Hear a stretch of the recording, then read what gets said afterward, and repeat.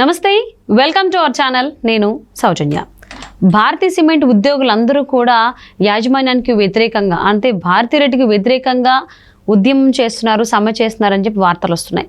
And అలాగే రాబోయేటువంటి ఎన్నికలు ఏవైతే రిజల్ట్స్ ఉన్నాయో అందులో వైకాపా ఓడిపోతుంది అనేటువంటి దానికి సంబంధించి కూడా వాళ్ళు చాలా ఉత్సాహంగా ఉన్నారని కూడా కథనాలు వస్తూ ఉన్నాయి. మరి ఈ అంశానికి సంబంధించి వారి విశ్లేషణని మనతో పంచుకోవడానికి ఈరోజు మనతో పాటు ఉన్నారు సీనియర్ పొలిటికల్ అనలిస్ట్ రాజేష్ అప్పసాన్ గారు ఉన్నారు. వారితో మాట్లాడారు. నమస్తే అండి. భారతీ సిమెంట్ ఉద్యోగులంతా కూడా ఇప్పుడు సమ్మెకి దిగుతున్నారు, ఆల్రెడీ చేస్తున్నారు యాజమాన్యానికి వ్యతిరేకంగా అని వార్తలు వస్తున్నాయి. అండ్ అంతేకాకుండా ఉద్యోగులంతా కూడా ఈ ఏపీ రిజల్ట్స్కి సంబంధించి ఎన్నికల రిజల్ట్స్కి సంబంధించి వైకాపా ఓడిపోతుంది అని ఒక ఉత్సాహంలో ఉన్నారని కూడా కథనాలు వస్తున్నాయి. దీని గురించి మీ అభిప్రాయం ఏంటి? అంటే భారతీ సిమెంట్కి సంబంధించిన కొంతమంది ఉద్యోగులు యాజమాన్యానికి వ్యతిరేకంగా నిన్న నిరసన కాలం విలిపించింది వాస్తవం.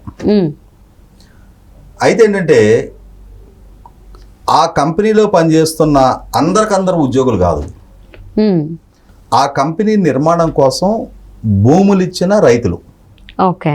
అంటే ఆ కంపెనీ ఏర్పాటు వల్ల నిర్వాసితులుగా మారిన రైతులు వాళ్ళ దగ్గర నుంచి భూములు తీసుకునే సందర్భంగా ఆ రోజు యాజమాన్యం ఇచ్చిన హామీ ఏంటి అంటే మీ అందరికీ ఈ కంపెనీలో ఉద్యోగాలు ఇస్తాం అని చెప్పి వాళ్ళ భూములు తీసుకొని వాళ్ళకి ఉద్యోగాలు ఇవ్వడం జరిగింది. అయితే వాళ్ళు ఏమంటారంటే సంస్థలో చాలామంది ఉద్యోగులు పనిచేస్తున్నారు, వాళ్ళతో పాటు సమాన స్థాయిలో మమ్మల్ని పరిగణలోకి తీసుకుంటే ఎట్లా? మా భూములు కోల్పోయి కదా ఈ కంపెనీ నిర్మాణం జరిగింది, ఇక్కడ మిగిలిన ఉద్యోగుల కన్నా మమ్మల్ని కొంచెం ప్రత్యేకంగా చూడాలి. ఆ రోజు మాకు ఆ వాగ్దానం చేశారు మీరు. ఆ రోజు చేసిన వాగ్దానం ఏంటి? మీరు భూములు ఇవ్వటం వల్ల మీకు మొదట ఒక 5 సంవత్సరాల పాటు సంవత్సరానికి ఒక 10,000 రూపాయలు మీకు ఇంక్రిమెంట్గా మేము ఇస్తాము అని చెప్పారు. అదే సందర్భంలో ITI డిగ్రీ చదువుకున్న వాళ్ళని 5 సంవత్సరాలు సర్వీస్ పూర్తయితే రెగ్యులరైజ్ చేయాలి అని అడుగుతూ ఉన్నారు. 10th ఇంటర్మీడియట్ చదువుకున్న వాళ్ళు ఉంటే వాళ్ళు కొంచెం క్యాజువల్ లేబర్ టైప్ పనులు చేస్తూ ఉంటారు కాబట్టి వాళ్ళు 3 సంవత్సరాల కాలపరిమితి పూర్తయితే వాళ్ళని రెగ్యులరైజ్ చేయాలి అని అడుగుతున్నారు.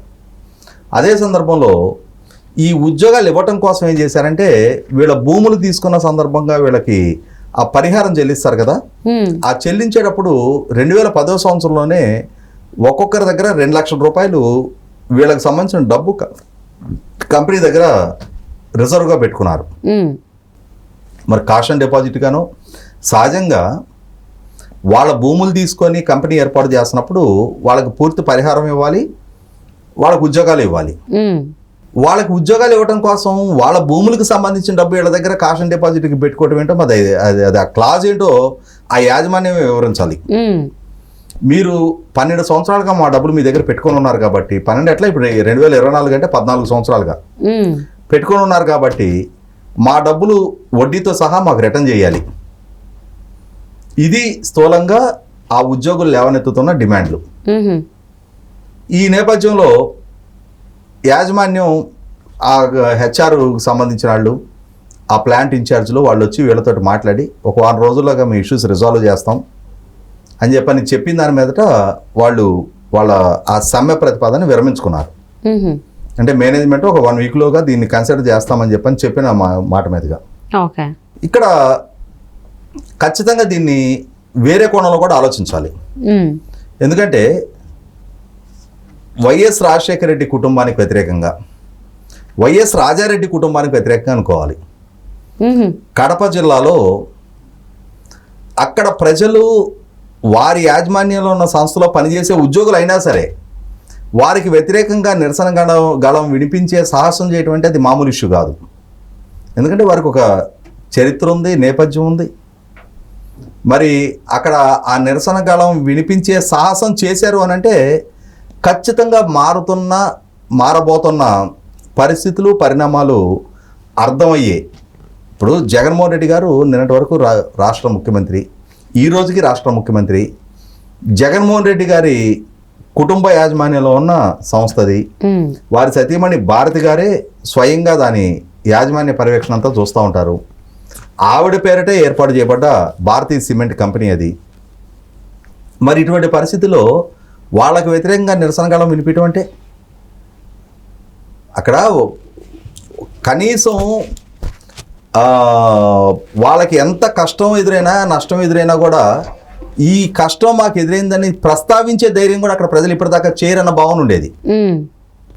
ఇక్కడ ఇంకొక అంశం కూడా గుర్తుంచుకోవాల్సింది ఏంటి అంటే జగన్మోహన్ రెడ్డి గారి సంస్థల్లో రైతులకి ఏమాత్రం ప్రాధాన్యత ఇస్తారు అనడానికి అంటే వాళ్ళకు భూములు తీసుకునేటప్పుడు చెప్పే మాటలకి ఆచరణపూర్వకంగా దాన్ని ఎంతవరకు నెరవేర్చుకుంటారంటానికి ఇది ఒక ఉదాహరణ. ఓకే, సంస్థ నెలకొల్పడానికి రైతులకి తీయటి మాటలు చెప్పి భూములు తీసుకొని మరి 14 సంవత్సరాల తర్వాత కూడా వాళ్ళ అష్యూరెన్సెస్ ఫుల్ఫిల్ చేయకపోవటం అనంటే ఇక్కడ ఇంకొక అంశం కూడా చెప్పుకోవాలి. ఇదే జగన్మోహన్ రెడ్డి గారి నాయకత్వంలో జగన్మోహన్ రెడ్డి గారి ఆధ్వర్యంలో పల్నాడు జిల్లాలో గురజాల నియోజకవర్గంలో పిడుగురాళ్ళ మండలంలో చెన్నాయిపాలెం అనే గ్రామం దగ్గర రాజశేఖర రెడ్డి గారు ముఖ్యమంత్రిగా ఉన్న రోజుల్లో సరస్వతి సిమెంట్స్ అని చెప్పని ఒక కంపెనీ ఏర్పాటు చేస్తామని చెప్పని 1000 ఎకరాల పైగా లైమ్ స్టోన్ మైన్స్ ప్రభుత్వం నుంచి అలాట్ చేయించుకున్నారు. చేయించుకొని పైగా రైతుల దగ్గర నుంచి ఇంకొక 1100 ఎకరాల భూములు కొన్నారు ప్లాంట్ ఎస్టాబ్లిష్మెంట్ కోసం. ఆ కొన్న సందర్భంగా అక్కడ కూడా రైతులకి ఇదే విధంగా అయ్యా మరి మేమంతా వ్యవసాయం చేసుకునే వాళ్ళం, మీరు ఇక్కడ ప్లాంట్ పెడతానంటున్నారు, మా భూములన్నీ తీసేసుకుంటున్నారు. ప్లాంట్ పెట్టి వేరే ఎవరికి ఉద్యోగాలు రావడం వల్ల మాకు వచ్చేది మాకు ఒరిగేది ఏంటి? మా భూములు ఇప్పుడు మీరు తీసుకుంటున్నారు, మాకు వ్యవసాయం తప్పితే ఇంకోటి తెలియదు. మరి భూములు మీకు ఇచ్చి మేమేం చేసుకోవాలి, రేపు మేము బతికేది ఎట్లా అని చెప్పని అడిగితే లేదు మీకు అందరికీ ఈ కంపెనీలో ఉద్యోగాలు ఇస్తాం అని చెప్పిన మీద సరే మనం కాస్తే మన పిల్లలకు ఉద్యోగాలు వస్తాయి కదా, మన గ్రామంలో కంపెనీ ఏర్పాటు అవుతుంది కదా అని చెప్పిన వాళ్ళ మాటలకు కన్విన్స్. ఎందుకంటే వాళ్ళ నాన్నగారు అప్పటికే రాష్ట్ర ముఖ్యమంత్రి, మన రాజశేఖర రెడ్డి గారు అబ్బాయి కదా అని చెప్పని కన్విన్స్ అయ్యి వాళ్ళందరూ భూములు ఇచ్చారు. 2006 సంవత్సరంలో జరిగింది అది. 2014 విభజన జరిగి తెలుగుదేశం పార్టీ ప్రభుత్వం వచ్చే నాటికి కూడా కంపెనీ ఏర్పాటు సంగతి పక్కకు పెడితే దాని చుట్టూ ప్రహరీ గోడ కూడా కట్ల.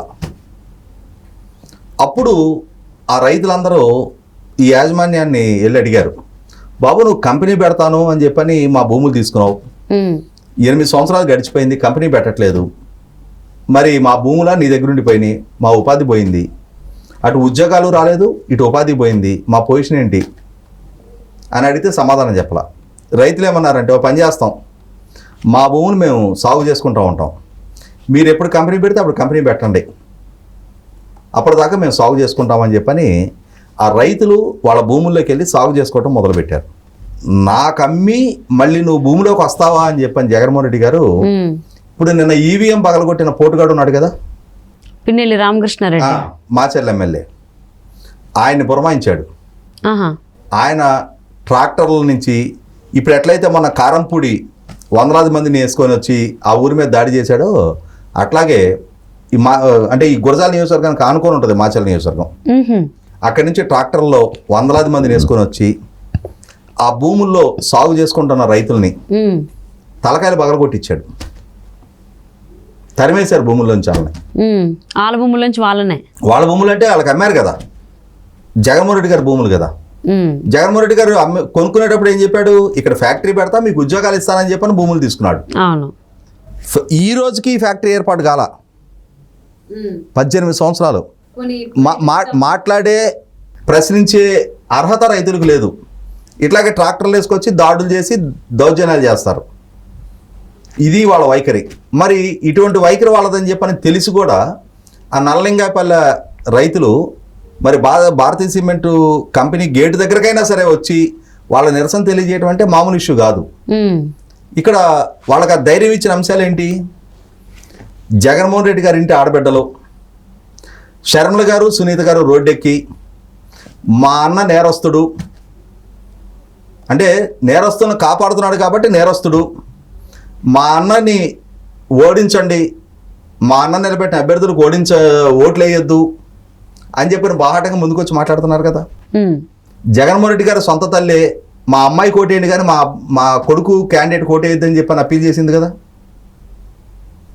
రాష్ట్ర వ్యాప్తంగా ఇప్పుడు అంతున్న సర్వే ఫలితాలు ఎగ్జిట్ పోల్ అంటే రేపు సాయంత్రానికి అధికారికంగా వస్తుంది. కానీ ఇంటర్నల్గా ఇప్పుడు అందుతున్న సమాచారం ప్రకారం చూస్తే జగన్మోహన్ రెడ్డి గారు కథ కంచికి చేరబోతుంది అనేది అర్థమవుతుంది కదా. అవును. ఆ పార్టీ ఆ ప్రభుత్వం ఇక రేపు 4వ తారీఖు సాయంత్రానికి చాప చుట్టేయటమే అనేది సంకేతాలు వచ్చేస్తున్నాయి కదా బలంగానే. ఇటువంటి పరిస్థితుల్లో ఇప్పటి వరకు భయపడ్డాం, ఇక ఇప్పుడు కూడా మనకు సంబంధించిన అపరిష్కృతంగా ఉన్న ఇష్యూస్ పట్ల గొంతు పెంచకపోతే వీళ్ళు ఇంకొక దశాబ్దం అని ఇట్లాగే గడుపుతారు. మన భూములు వాళ్ళు వ్యాపారం చేసుకుంటారు, వాళ్ళు ప్యాలెస్లు కట్టుకుంటారు, వాళ్ళు స్పెషల్ ఫ్లైట్లో విదేశాలు తిరుగుతూ ఉంటారు. మన సమస్య మటుకు మన భూములు పోగొట్టుకొని మన సంగతి ఇంతే. కాబట్టి మనం గొంతు ఎత్తాల్సిందే అని చెప్పని ఒక ధైర్యం చిక్కింది వాళ్ళకి. చిక్కి వాళ్ళు ఒకడు ఇద్దరు వచ్చి మాట్లాడాలంటే మాట్లాడరు. ఆ గ్రామస్తులు అందరూ కలిపి సంఘటితంగా రావాలి కాబట్టి వచ్చి వాళ్ళ డిమాండ్లు వినిపించారు. ఎప్పుడైతే అంటే ఆ యాజమాన్యం కూడా లౌక్యం ప్రదర్శించింది. ఇప్పుడు తెగేదాకా లాగితే ఓ పక్క మన అధికారం కూడా పోతుంది, మనకి బంగారపు గుడ్లు పెట్టే బాతు లాంటిది సిమెంట్ ఫ్యాక్టరీ, మంచి ఆదాయం చూస్తున్నారు దాంట్లో. మరి ఈ ఫ్యాక్టరీ దగ్గర ఇప్పుడు లేనిపోని రెస్ట్లెస్నెస్ క్రియేట్ చేసుకుంటే రేపు రోజున మనకే ఇబ్బంది. కాబట్టి ఎందుకు వచ్చిన ఇష్యూలో వాళ్ళది ఏదో మాట్లాడదాంలేమని చెప్పని అంటే ప్రస్తుతానికి మీడియా ముందు వాళ్ళతో మాట్లాడారు. మరి తర్వాత ఒక్కొక్కరిని పిలిచి బెదిరిస్తారేమో తెలియదు. ఏంటి మీరు అందరూ గేట్ దాకా వచ్చే మొగాళ్ళ ప్లాంట్లో బారదొబ్బుతాం మెషినరీలో ఒక్కొక్కరిని అని అంటే ఇక మళ్ళీ రెండోసారి వెళ్ళి గేట్ దగ్గరికి వెళ్ళి మాట్లాడదాం అంటే కూడా ఎవడు రాడు. రేపు తర్వాత చాట్ అయి జరుగుతాయని తెలియదు. ప్రస్తుతానికైతే మీడియా ముందు ఆ లౌక్యం ప్రదర్శించారు యాజమాన్యం. ఒక వారంలో మీ ఇష్యూస్ రిజాల్వ్ చేస్తాంలే, మీరు గొడవ చేయకండి వెళ్ళండి అని చెప్పని. రైతులు కూడా నమ్మి వెళ్ళారు. రేపు 4వ తారీఖు నిజంగానే ఇప్పుడు అందుతున్న సంకేతాలు నిజమైనవి అనుకో, జగన్మోహన్ రెడ్డి గారి అట్టు తిరగబడింది అనుకో, ప్రత్యర్థి పార్టీ ప్రభుత్వం వచ్చిందనుకో, ఖచ్చితంగా ఇటువంటి బలహీనులకి గొంతు పెగల్చడానికి ధైర్యం వస్తుంది. వాళ్ళ హక్కుల గురించి ప్రశ్నించడానికి, నినదించడానికి, నిలదీయడానికి స్థైర్యం వస్తుంది.